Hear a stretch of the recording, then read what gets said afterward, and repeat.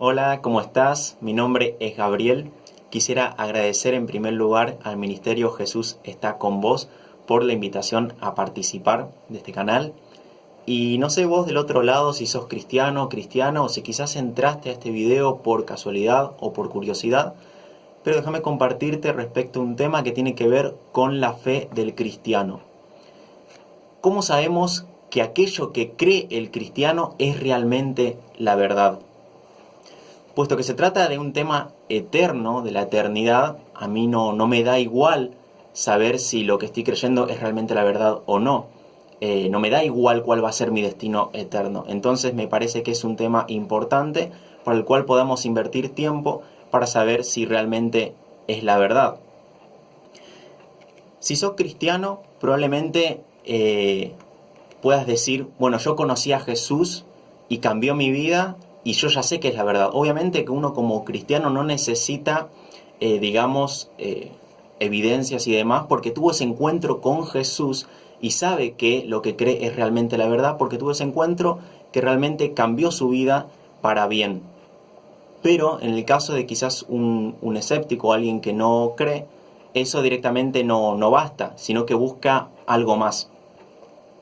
Y si sos cristiano y nunca te lo preguntaste, va a llegar el momento donde alguien quizás te lo pregunte. Te va a decir, ¿cómo sabes que lo que estás creyendo es realmente la verdad y no, por ejemplo, alguna otra religión? Ahora bien, esta pregunta, para poder responderla tenemos que diferenciar dos cosas. Una fe ciega y una fe fundamentada. Una fe ciega es aquella que, por ejemplo, carece de buenas razones para creer de que es cierto.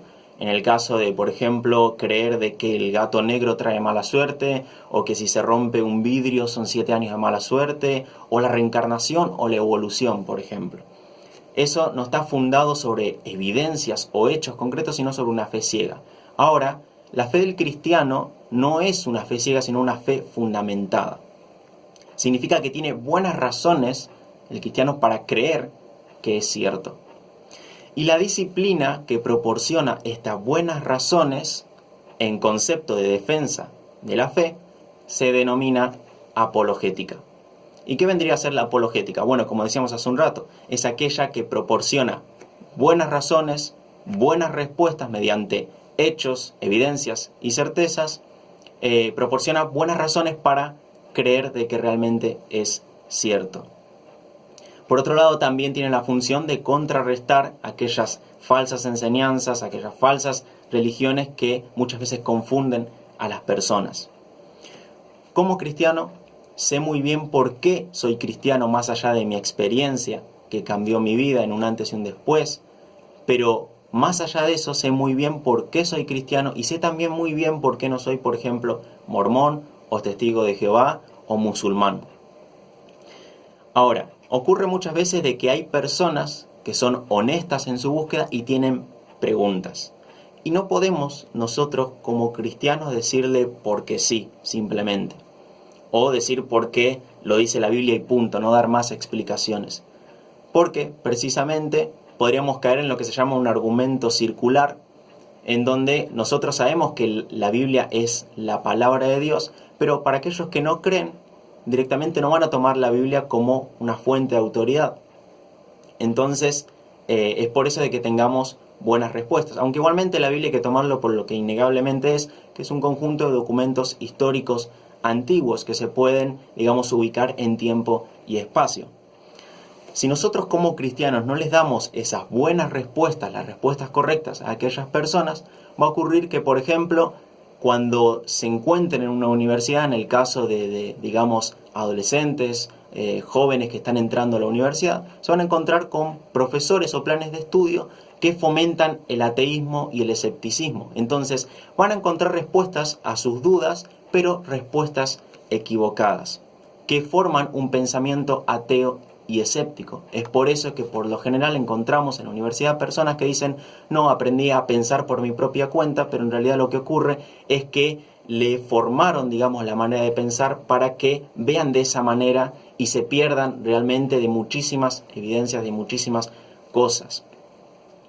Lo cierto es que tenemos que estar preparados para proporcionar estas buenas respuestas. La apologética no solamente sirve, digamos, para evidenciar, mostrar estas respuestas, sino también para descubrir aquellas falsas enseñanzas, aquellas falsas cosmovisiones.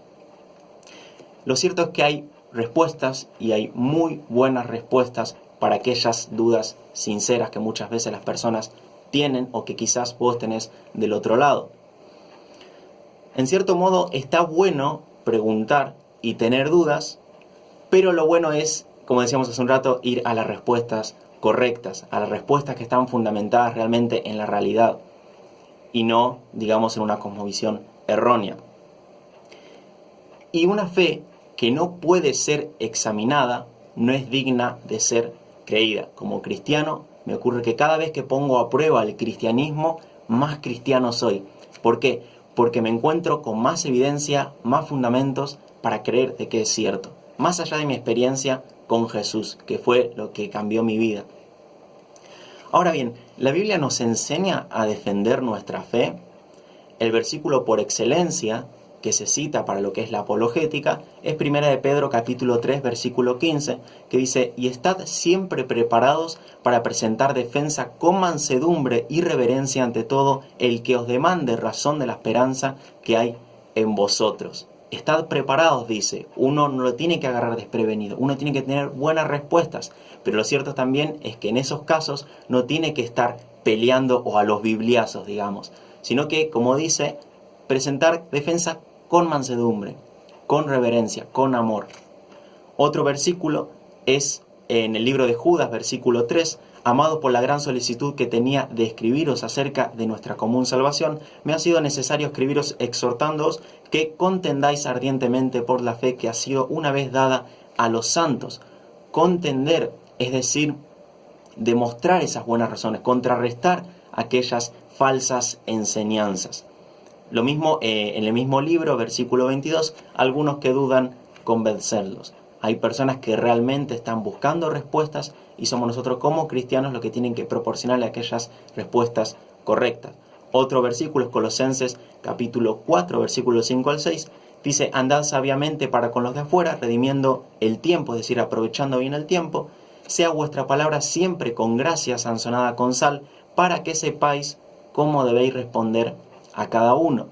Van a haber preguntas y tenemos que saber cómo responderle a aquellas personas. Quiero animarte para concluir que si sos cristiano, cristiana, o si quizás no lo sos, que pongas a prueba el cristianismo para ver si realmente es la verdad. ¿Sabes? La fe del cristiano se basa en la resurrección de Jesús, es decir, el centro de la fe del cristiano es la resurrección de Jesús. Entonces, poner el foco allí. ¿Realmente Jesús resucitó? Hay algo que tienen que explicar tanto escépticos, ateos como cristianos. ¿Cómo es que llegó a estar la tumba de Jesús vacía? Te comento algo rápidamente. Personas como Lee Strobel, Frank Morrison, Josh McDowell, C.S. Lewis y tantos más que eran ateos militantes, escépticos, es decir, se burlaban de los cristianos, decidieron poner a prueba el cristianismo. Empezaron a averiguar por su propia cuenta, buscar evidencias y demás, y trataron de desmentir, por así decirlo, al cristianismo. Pero ¿qué pasó?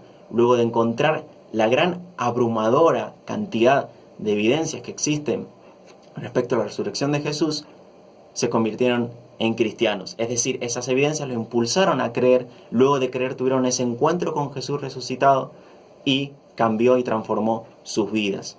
Hoy en día son autores cristianos. Así que esto quería compartirles. De nuevo, muchas gracias por haber visto el video. Gracias al Misterio Jesús está con vos, por este espacio, por la invitación.